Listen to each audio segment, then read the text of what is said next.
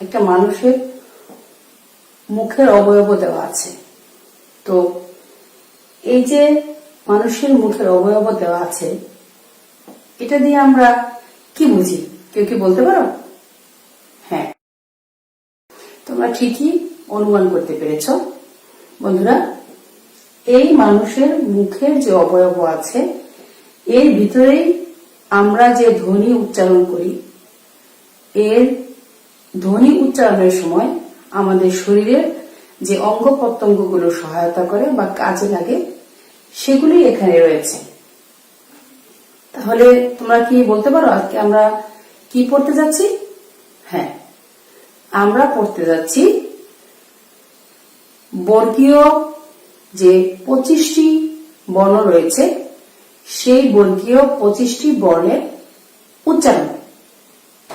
উচ্চারণ স্থান অনুযায়ী এদেরকে কয় ভাগে ভাগ করা যায়। শিক্ষার্থী বন্ধুরা, তোমরা লক্ষ্য করলে দেখবে যে এটা হচ্ছে উষ্ঠ, মানে ঠোঁট।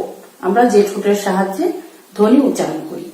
তারপরে দেখো রয়েছে দন্ত বা দাঁত। তারপরে রয়েছে দেখো দাঁতের যে গোড়ালি রয়েছে, সেটাকে বলা হয় অগ্রদন্ত। তারপরে এখানে একটু নরম মাংসের মতো আমি আঁকার চেষ্টা করেছি। তোমরাও মুখে হাত দিয়ে উপরের দিকে দেখলে অনুমান করতে পারবে যে তালুর মধ্যে নরম মাংস রয়েছে। তারপরে হচ্ছে কি কণ্ঠ। আমরা কণ্ঠ দিয়ে কথা বলি, ধ্বনিগুলো উচ্চারণ করি। তাহলে এখানে আমি কণ্ঠের মতো আঁকার চেষ্টা করেছি। তাহলে এটা কি আমাদের?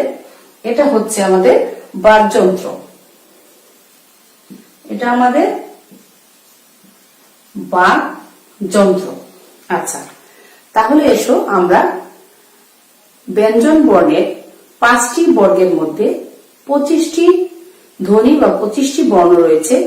সেই 25টি ধ্বনি বা বর্ণ উচ্চারণ স্থান অনুযায়ী কি কি নাম দেওয়া যায় এবং কয় ভাগে ভাগ করা যায়, সেটা নিয়ে আমরা আলোচনা করি। তাহলে এসো বন্ধুরা, আমরা 5টি বর্গের 25টি বর্ণ বোর্ডে লিখে নিই।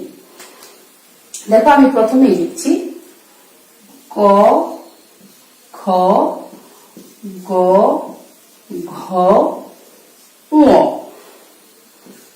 চ, ছ, বর্গীয় জ, ঝ, ঞ। তারপরে দেখো আছে ট, তারপরে আছে ঠ, ড, ঢ, মূর্ধন্য। তারপরে দেখো আছে বন্ধুরা ত, থ, দ, ধ, দন্তন্য। আরো একটি বর্গ রয়েছে দেখো অ, ফ, ব, ভ এবং ম। অর্থাৎ ব্যঞ্জন বর্ণ 39টি বর্ণের মধ্যে এই 5টি বর্গ রয়েছে। এই 5টি বর্গকে একসাথে বলা হয় স্পর্শ ধ্বনি বা স্পৃষ্ট ধ্বনি। দেখো একসাথে কি বলে? স্পর্শ ধ্বনি বা স্পৃষ্ট ধ্বনি।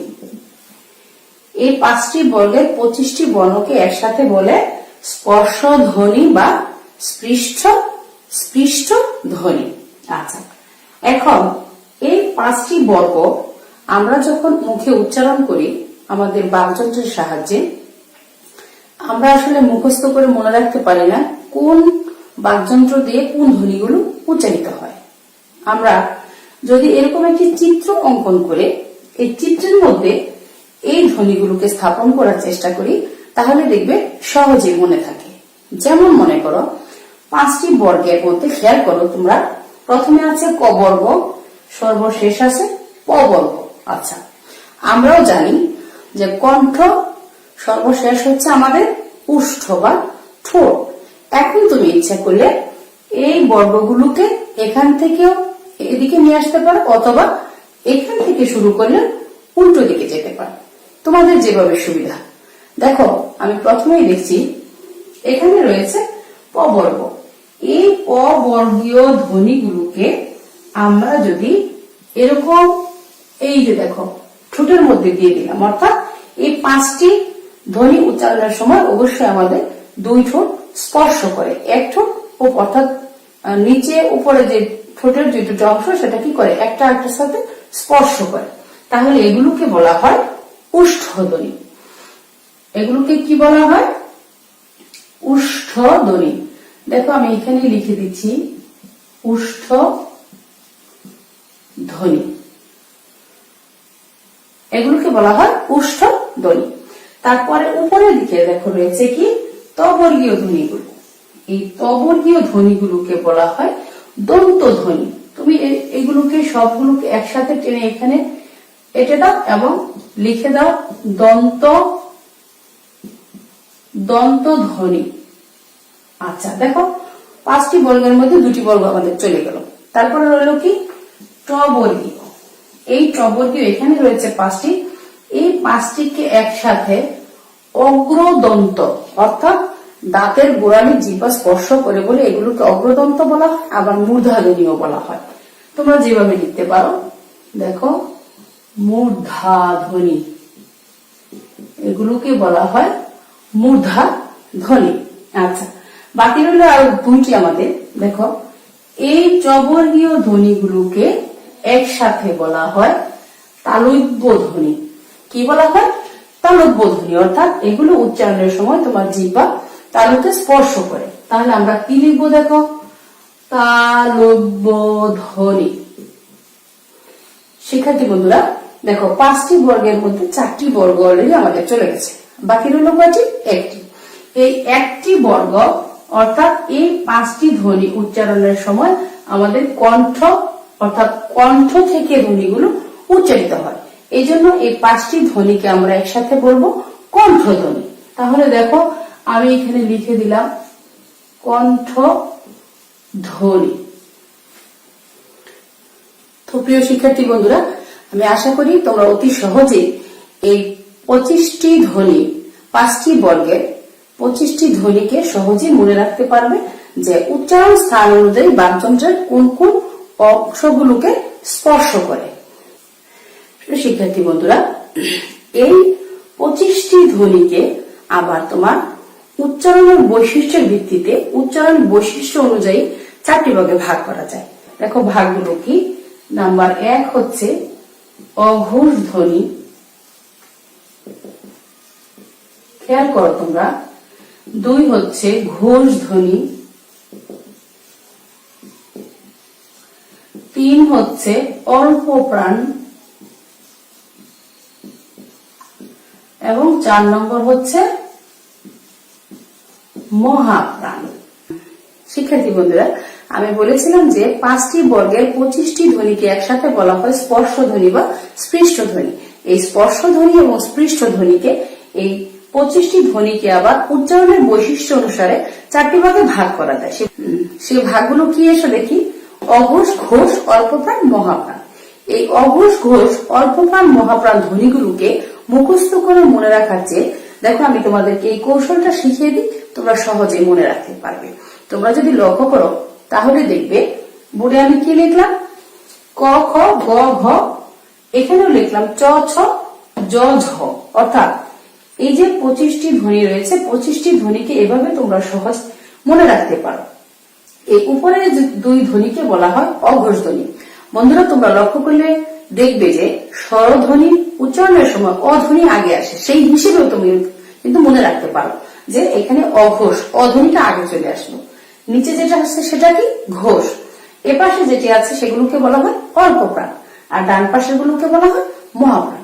এখন তুমি সহজে সংজ্ঞাও মনে রাখতে পারো। যেমন এই অঘোষ ধ্বনিকে উচ্চারণের সময় তোমার স্বরতন্ত্র অনুরণিত হয় না, কিন্তু ঘোষ ধ্বনিগুলো উচ্চারণের সময় স্বরতন্ত্র অনুরণিত হয়। অল্প প্রাণ ধ্বনি উচ্চারণের সময় বাতাসের চাপ থাকে না, মুখে কোনো চাপ থাকবে না, যেমন ক, গ। আবার লক্ষ্য করো যে ঘ, ঘ, এই দুটো ধ্বনি উচ্চারণের সময় তোমার মুখের মধ্যে বাতাসের একটা চাপের সৃষ্টি হয়।